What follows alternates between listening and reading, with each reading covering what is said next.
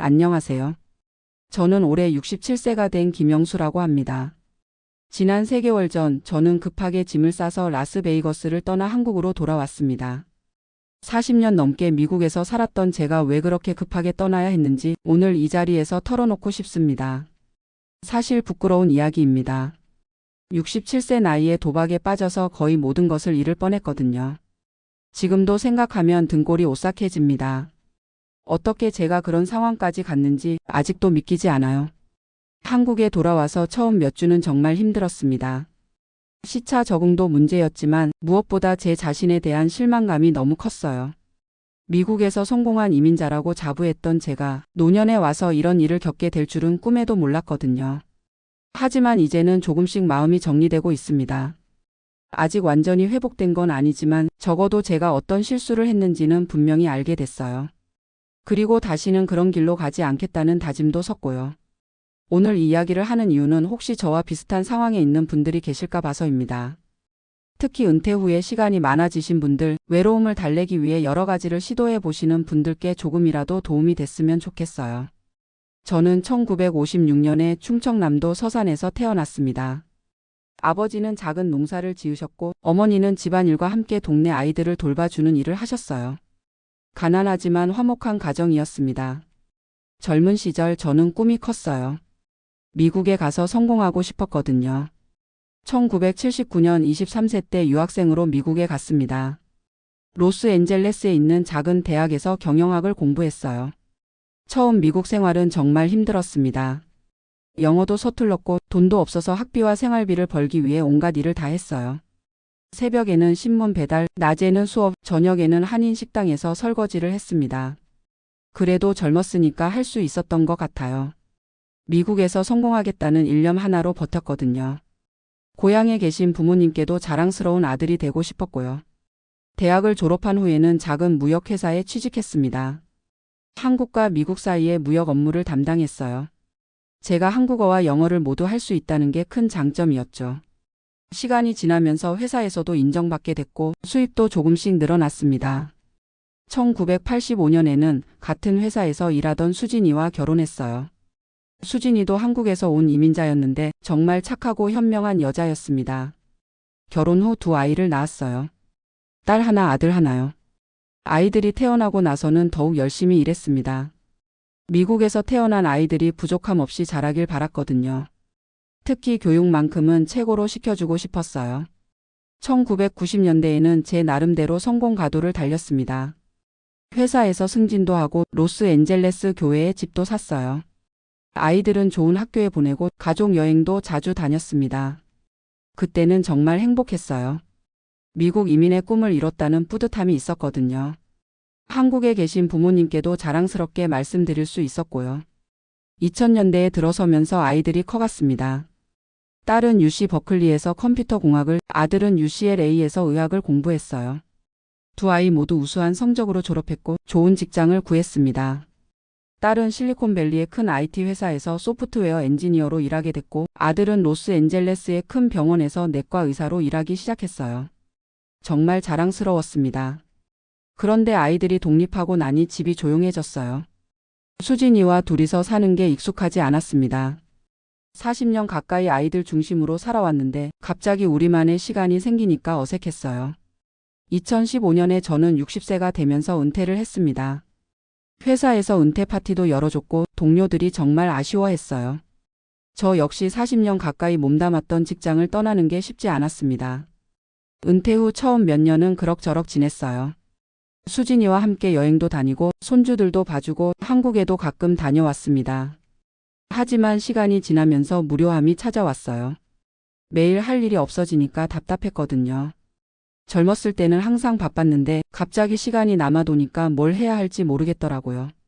그러던 2018년 수진이가 갑자기 쓰러졌습니다. 병원에 가보니 췌장암이었어요. 이미 말기 상태였습니다. 의사는 6개월 정도밖에 남지 않았다고 했어요. 그 순간 제 세상이 무너지는 것 같았습니다. 40년을 함께 산 아내가 제 인생의 동반자가 떠날 수도 있다는 생각에 정신이 멍해졌어요. 수진이는 정말 용감했습니다. 아프면서도 제 걱정만 했어요. 여보, 나 없어도 잘 살아야 해. 아이들한테 부담 주지 말고 건강하게 살아. 그런 말을 자주 했습니다. 6개월이라던 시간이 4개월 만에 끝이 났어요. 2019년 3월 수진이가 세상을 떠났습니다. 장례식에는 정말 많은 사람들이 와줬어요. 아이들과 친척들, 교회 식구들, 회사 동료들까지. 수진이를 떠나보내고 나서는 정말 막막했습니다. 40년을 함께 산 사람이 없으니까 모든 게 의미 없게 느껴졌어요. 아침에 일어나도 뭘 해야 할지 모르겠고 저녁에 집에 혼자 있으면 너무 적적했습니다. 아이들이 걱정해서 자주 연락했지만 각자 바쁜 생활이 있으니까 매일 볼 수는 없었어요. 딸은 결혼해서 샌프란시스코에 살고 아들은 의사 일로 너무 바빴거든요. 그렇게 1년 정도 우울하게 지내다가 2020년에 큰 결정을 했습니다. 로스앤젤레스 집을 팔고 라스베이거스로 이사를 가기로 한 거예요. 여러 이유가 있었어요. 일단 집이 너무 컸어요. 혼자 살기에는 4베드룸 집이 너무 크고 관리도 힘들었거든요. 그리고 로스앤젤레스는 생활비가 너무 비쌌습니다. 라스베이거스는 네바다 주라서 주 소득세가 없어서 좋았고 날씨도 따뜻했어요. 무엇보다 집값이 로스앤젤레스의 절반 정도였습니다. 로스앤젤레스 집을 팔아서 라스베이거스에서 좋은 집을 사고도 돈이 남을 것 같았어요. 친구들은 대부분 반대했습니다. 라스베이거스에서 혼자 뭘 하고 살 거냐, 아이들과도 멀어지는데. 그런 말들을 많이 들었어요. 하지만 저는 새로운 환경에서 새 출발을 하고 싶었습니다. 수진이와의 추억이 가득한 로스앤젤레스에 있으면 자꾸 슬픈 생각만 났거든요. 2020년 7월에 라스베이거스로 이사했어요. 핸더슨이라는 좋은 동네에 있는 55세 이상 시니어 커뮤니티의 집을 샀습니다. 2베드룸, 2바스룸이었는데 혼자 살기에는 딱 적당했어요. 가격도 로스앤젤레스의 절반 정도였고요. 처음에는 새로운 환경이 좋았습니다. 집도 새로 꾸미고 이웃들과도 인사하고 시니어 센터에서 하는 활동에도 참여했어요. 라스베이거스에는 다양한 오락거리가 많았습니다. 쇼도 자주 보고 좋은 레스토랑도 많이 갔어요. 무엇보다 24시간 언제든 할 일이 있다는 게 좋았습니다. 그런데 시간이 지나면서 또 외로움이 찾아왔어요. 새로운 환경에 대한 신선함이 사라지고 나니 결국 혼자라는 사실은 변하지 않더라고요. 그러던 어느 날 우연히 카지노에 들어가게 됐습니다. 처음에는 그냥 구경 삼아서요. 라스베이거스에 살면서 카지노를 한 번도 안 가볼 수는 없잖아요. 벨라지오 카지노에 갔는데 정말 화려하고 웅장했어요. 천장의 샹들리에, 바닥에 화려한 카페, 곳곳에서 들리는 슬롯 머신 소리. 마치 다른 세상에 온 것 같았습니다. 처음에는 정말 구경만 했어요. 사람들이 슬롯 머신 앞에 앉아서 동전을 넣고 레버를 당기는 모습, 블랙잭 테이블에서 카드를 받으며 긴장하는 모습, 룰렛 테이블 주변에서 공이 돌아가는 걸 지켜보는 사람들. 신기했어요. 이런 세계가 있다는 게. 한국에서 살 때는 물론이고 로스앤젤레스에서 살 때도 카지노와는 거리가 멀었거든요. 그날은 그냥 구경만 하고 집에 왔어요. 하지만 머릿속에서 카지노의 화려함이 계속 맴돌았습니다. 특히 사람들의 표정이 기억에 남았어요. 어떤 사람은 이겼을 때 정말 행복해했고 어떤 사람은 졌을 때 아쉬워했지만 금방 다시 시도했거든요. 일주일 후에 다시 카지노에 갔습니다. 이번에는 $20만 가지고 가서 슬롯 머신을 해보기로 했어요. 한 번 정도는 해봐도 되겠지. 그런 생각이었습니다. 첫 번째 슬롯 머신에서 $5를 넣고 돌렸는데 운 좋게 $15가 나왔어요. $10를 딴 거죠. 그때의 기분은 정말 설명하기 어려워요. 오랫동안 느껴보지 못한 짜릿함이었습니다. 이거 생각보다 재미있네. 그런 생각이 들었어요. $20 가져간 것 중에 $15를 따서 $35를 가지고 집에 왔거든요. 그날 밤 잠이 잘 안 왔어요. 슬롯 머신에서 돈이 떨어져 나올 때의 소리, 그때의 짜릿함이 계속 생각났습니다. 오랫동안 잊고 있던 흥분과 기대감이었어요. 다음 주에도 갔습니다. 이번에는 $50를 가져갔어요. 좀 더 큰 재미를 봐야지. 그런 생각이었죠. 이번에는 운이 좋았어요. 1시간 정도 하다가 슬롯 머신에서 잭팟이 터졌거든요. $250였어요. $200를 딴 셈이죠. 그때의 기분은 정말 환상적이었습니다. 주변 사람들이 축하해주고 카지노 직원도 와서 수표를 끊어줬어요. 마치 제가 특별한 사람이 된 것 같았습니다.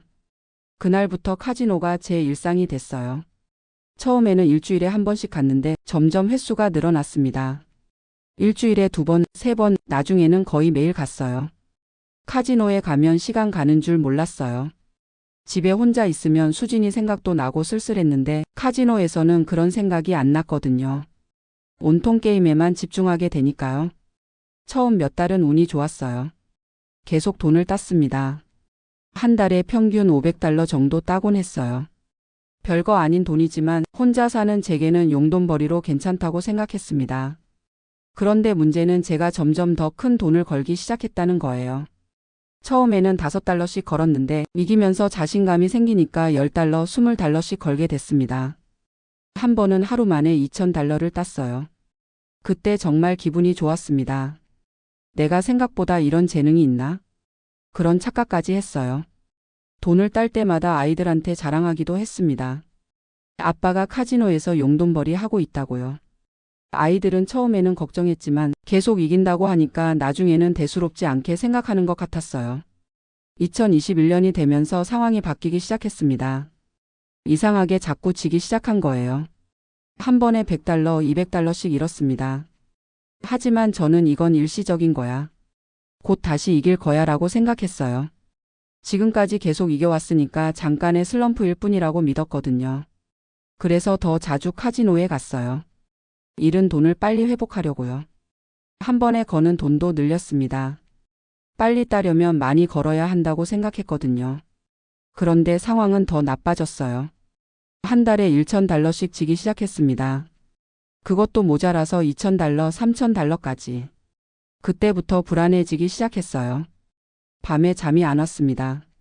카지노에서 잃은 돈 생각에 머리가 복잡했거든요. 하지만 그만둘 수가 없었어요. 지금까지 잃은 돈을 회복하려면 계속해야 한다고 생각했습니다. 이번에는 반드시 딸 거야. 그런 마음으로 계속 갔어요. 2022년에는 상황이 심각해졌습니다. 한 해 동안 $50,000 가까이 잃었어요. 제 은퇴 자금의 상당 부분이었습니다. 그때서야 제가 문제가 있다는 걸 깨달았어요. 하지만 인정하고 싶지 않았습니다. 이건 일시적인 거야. 내가 조금만 더 신중하게 하면 돼. 그렇게 생각했어요. 아이들한테는 말할 수 없었습니다. 지금까지 이긴다고 자랑했는데 갑자기 많이 잃었다고 하면 실망할 것 같았거든요. 무엇보다 제 자존심이 허락하지 않았어요. 그 대신 더 치밀하게 접근하기로 했습니다. 도박에 관한 책도 사서 읽고 인터넷에서 전략도 찾아봤어요. 과학적으로 접근하면 이길 수 있을 거야. 그런 생각이었습니다. 하지만 현실은 그렇지 않았어요. 아무리 전략을 써도 계속 졌습니다. 카지노는 결국 하우스가 이기게 되어 있다는 걸 나중에야 알았어요. 2023년 들어서는 정말 심각한 상황이 됐습니다. 은퇴 자금의 대부분을 잃었어요. 소셜 시큐리티만으로는 생활이 어려워졌습니다. 그런데도 도박을 멈출 수 없었어요. 오히려 더 큰 돈을 걸어서 한 번에 회복하려고 했습니다. 정말 미친 생각이었죠. 집까지 담보로 대출을 받았어요. $50,000를 빌려서 카지노에 갔습니다. 이번에는 반드시 이길 거야. 이 돈으로 지금까지 잃은 돈을 다 회복할 거야. 하지만 그 $50,000도 이틀 만에 다 잃었어요. 그때의 충격은 말로 표현할 수 없습니다. 카지노 화장실에서 한참을 울었어요. 집에 돌아와서 거울을 봤는데 제가 아닌 것 같았어요. 67세의 노인이 이게 뭘 하고 있는 건지. 정말 한심했습니다. 그날 밤 처음으로 아들한테 전화했어요. 모든 걸 털어놨습니다. 도박에 빠져서 돈을 많이 잃었다고, 집까지 담보로 대출받았다고. 아들은 처음에는 믿지 않더라고요. 아빠가 그럴 리 없어요 라고 했어요. 하지만 제가 계속 설명하니까 상황을 이해했습니다. 아들은 화를 내지 않았어요. 대신 걱정스러운 목소리로 말했습니다. 아빠, 일단 한국으로 오세요. 여기서 치료받으시고 다시 시작하시면 돼요. 딸한테도 연락했더니 똑같은 반응이었어요. 두 아이 모두 제가 한국에 와서 치료받기를 원했습니다. 사실 저도 라스베이거스에 더 있으면 안 된다는 걸 알고 있었어요. 카지노가 너무 가까이 있으니까 유혹을 뿌리치기 어려웠거든요. 아이들이 비행기표를 끊어줬어요. 그리고 한국에서 도박 중독 치료를 받을 수 있는 병원도 알아봐 줬습니다. 라스베이거스를 떠나는 날 정말 복잡한 심정이었어요. 3년 동안 살았던 집을 떠나는 것도 서글펐고 무엇보다 제 인생이 이렇게 망가진 것에 대한 자책감이 컸습니다. 비행기에서 돌아보니 라스베이거스의 네온사인들이 반짝이고 있었어요. 저 불빛들이 내 인생을 망쳤구나. 그런 생각이 들었습니다. 한국에 도착해서 처음 몇 주는 정말 힘들었어요. 시차 적응도 문제였지만 무엇보다 현실을 받아들이기가 어려웠습니다.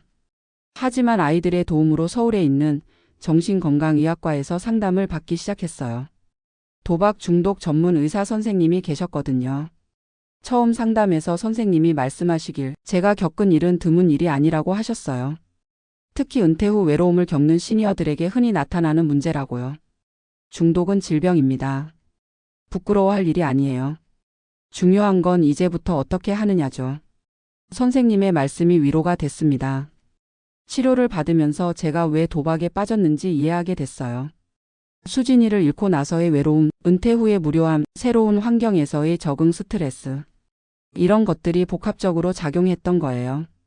그리고 도박은 이런 문제들을 해결해 주는 것처럼 느껴졌던 거죠. 잠깐이나마 외로움을 잊게 해주고 긴장감과 흥분을 주고 이겼을 때는 성취감까지 줬으니까요. 하지만 그건 일시적인 착각이었어요. 실제로는 문제를 더 크게 만들 뿐이었죠. 상담을 받으면서 새로운 생활 패턴을 만들기 시작했습니다. 매일 아침 운동하기, 규칙적인 식사하기, 독서나 영화 감상 같은 건전한 취미 갖기. 처음에는 어색했어요. 라스베이거스에서는 카지노가 제 일상의 중심이었는데 갑자기 다른 걸 해야 하니까요. 하지만 시간이 지나면서 적응됐습니다. 무엇보다 도박 중독 치료 모임에 참여한 게 큰 도움이 됐어요. 저와 비슷한 경험을 한 분들을 만나게 됐거든요. 모임에서 만난 한 분은 60대 여성분이었는데 남편이 돌아가신 후 인터넷 도박에 빠져서 집까지 잃을 뻔했다고 하시더라고요. 또 다른 분은 50대 남성분이었는데 사업 실패 후 스트레스로 경마에 빠져서 가족과 헤어졌다고 했습니다. 이분들의 이야기를 들으면서 제가 혼자가 아니라는 걸 알게 됐어요. 그리고 모두가 비슷한 과정을 거쳐서 회복하고 있다는 것도요. 특히 한 분이 해주신 말씀이 기억에 남아요. 중독에서 벗어나는 건 혼자서는 불가능해요. 주변 사람들의 도움과 자신의 의지, 그리고 새로운 삶의 목표가 있어야 해요. 그 말씀을 듣고 제가 앞으로 어떻게 살아야 할지 생각해 보게 됐습니다. 단순히 도박을 안 하는 것만으로는 부족하다는 걸 깨달았어요. 새로운 의미와 목표를 찾아야 한다는 거죠. 한국에 온 지 2달쯤 됐을 때 우연히 동네 복지관에서 하는 어르신 컴퓨터 교실을 알게 됐어요. 미국에서 오랫동안 살았지만 컴퓨터는 업무용으로만 사용했거든요. 인터넷이나 소셜미디어 같은 건 잘 몰랐어요. 처음에는 그냥 시간이나 때우자는 생각으로 등록했는데 생각보다 재미있더라고요. 젊은 자원봉사자 선생님이 정말 친절하게 가르쳐 주셨어요. 컴퓨터를 배우면서 새로운 세계를 알게 됐습니다. 유튜브에서 미국 뉴스도 보고 옛날 추억의 노래도 들을 수 있었어요. 화상통화로 미국에 있는 아이들과 손주들 얼굴도 볼 수 있었고요. 그리고 무엇보다 놀라운 건 제가 미국 생활 경험을 다른 분들과 나눌 수 있다는 거였어요. 복지관에서 만난 어르신들이 미국 이야기를 궁금해 하시더라고요. 어느 날 복지관 관장님이 제게 제안을 하셨어요. 선생님, 미국 생활 경험담을 강의해 보시는 게 어떨까요? 이민을 생각하시는 분들이나 해외 거주에 관심 있는 분들께 도움이 될 것 같은데요. 처음에는 자신이 없었어요. 제가 도박으로 실패한 사람인데 무슨 강의를 하겠냐고 생각했거든요. 하지만 관장님 말씀이 맞았어요. 실패 경험도 소중한 교육 자료예요. 특히 노년기에 주의해야 할 점들을 알려주실 수 있잖아요. 그래서 한 달에 2번씩 미국 시니어 생활과 주의사항이라는 제목으로 강의를 시작했어요. 처음에는 몇 분 안 오셨는데 입소문이 나면서 점점 많은 분들이 오시게 됐습니다. 강의 내용은 다양했어요. 미국의 의료보험 시스템, 사회보장연금 받는 방법, 시니어 커뮤니티 생활의 장단점, 그리고 제가 겪은 도박 중독 경험과 교훈까지. 처음에는 도박 이야기를 하기가 부끄러웠어요. 하지만 용기를 내서 말씀드렸더니 오히려 많은 분들이 고마워하셨어요. 그런 위험이 있다는 걸 미리 알게 돼서 좋다고 하시더라고요. 한 분은 이런 말씀을 해주셨어요. 선생님이 솔직하게 말씀해 주셔서 감사해요. 성공담만 들으면 현실적이지 않거든요. 실패 경험까지 나누어 주시니 더 도움이 돼요. 그 말을 듣고 정말 뿌듯했습니다. 제 실패가 다른 분들에게는 도움이 될 수 있구나 싶어서요. 강의를 하면서 제 자신감도 회복됐어요. 40년 넘게 미국에서 살면서 쌓은 경험이 결코 무의미하지 않다는 걸 깨달았거든요. 비록 마지막에 실수했지만 그 전까지의 경험들은 충분히 가치가 있었어요. 지금은 치료받은 지 3개월이 넘었습니다. 도박에 대한 유혹은 거의 없어졌어요. 가끔 라스베이거스에서의 화려했던 순간들이 생각나기도 하지만 그때 느꼈던 절망감을 떠올리면 금방 정신이 듭니다. 대신 새로운 일상이 자리 잡았어요. 아침에 일어나면 근처 공원에서 산책하고 오전에는 복지관에서 컴퓨터 수업을 듣거나 강의 준비를 해요. 오후에는 도서관에서 책을 읽거나 치료 모임에 참석합니다. 저녁에는 아이들과 화상통화를 해요. 예전에는 부끄러워서 연락하기 어려웠는데 이제는 자연스럽게 안부를 묻고 지낼 수 있어요. 손주들도 할아버지가 한국에 있다는 걸 신기해해요. 무엇보다 마음이 편해졌습니다. 라스베이거스에서는 항상 불안했어요. 오늘은 얼마나 잃을까, 내일은 얼마나 딸까, 그런 생각들로 머리가 복잡했거든요. 지금은 그런 걱정이 없어요. 물론 경제적으로는 예전보다 어려워졌지만 마음의 평화는 돈으로 살 수 없는 거잖아요. 아직도 라스베이거스 집은 팔지 못했어요. 코로나 이후 부동산 시장이 좋지 않아서요. 하지만 서두르지 않고 있습니다. 언젠가는 팔리겠죠. 대신 한국에서 작은 원룸을 구해서 살고 있어요. 서울 변두리라서 월세는 그리 비싸지 않아요. 아이들이 도와주기도 하고 미국 소셜 시큐리티도 받고 있어서 생활은 할만해요. 요즘은 새로운 계획도 세우고 있어요.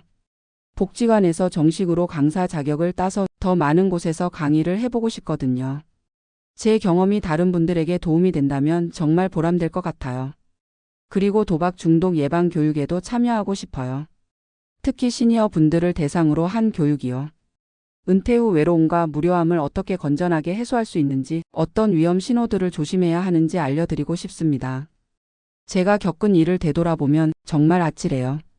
만약 아이들의 도움과 적절한 치료를 받지 못했다면 지금쯤 길거리에 나앉았을지도 모르거든요.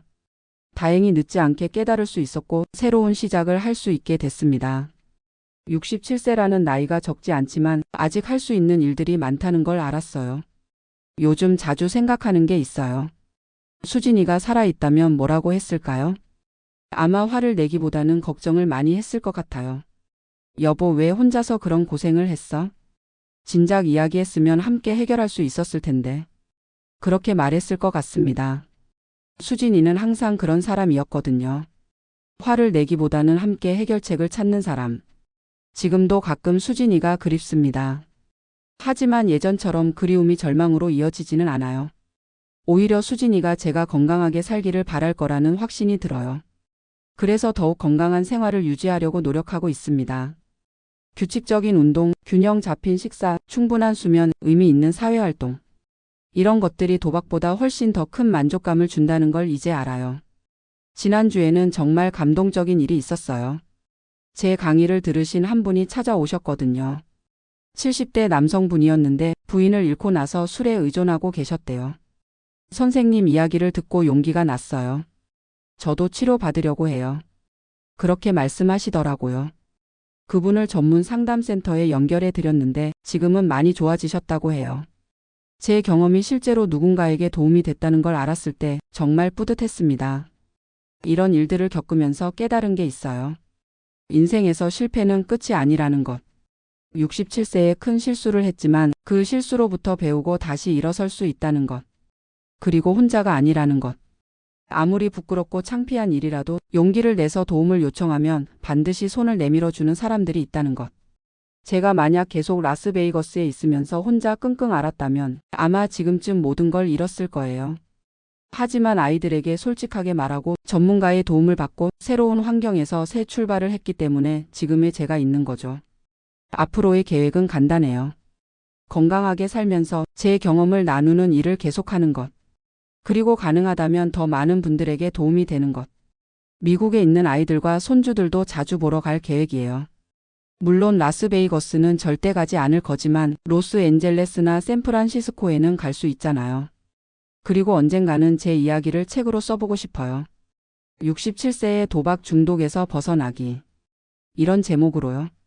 같은 어려움을 겪고 계신 분들에게 희망을 드릴 수 있다면 좋겠어요. 지금 이 순간도 라스베이거스나 다른 곳에서 제가 겪었던 것과 같은 어려움을 겪고 계신 분들이 있을 거예요. 그분들께 꼭 말씀드리고 싶어요. 너무 늦었다고 생각하지 마세요. 부끄럽다고 혼자 끙끙 앓지 마세요. 용기를 내서 주변에 도움을 요청하세요. 그리고 새로운 시작이 가능하다는 걸 믿으세요. 저도 67세에 모든 걸 잃을 뻔했지만 지금은 새로운 삶을 살고 있거든요. 완전히 회복된 건 아니지만 매일 조금씩 나아지고 있어요. 무엇보다 중요한 건 혼자가 아니라는 것.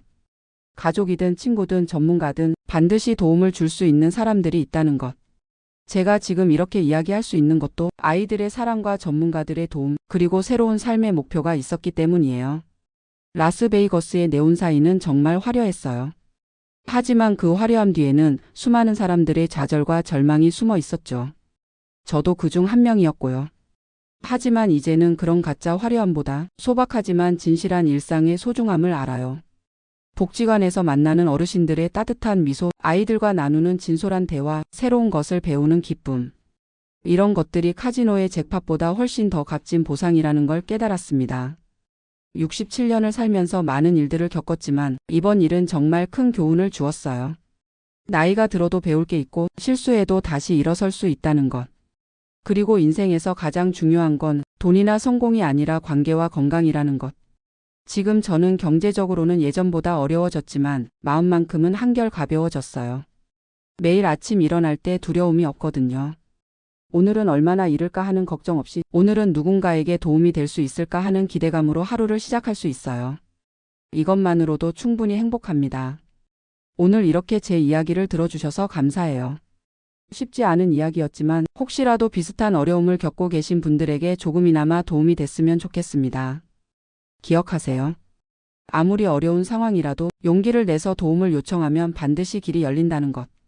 그리고 새로운 시작은 언제라도 가능하다는 것. 67세에 제가 증명했잖아요. 여러분도 충분히 할 수 있어요.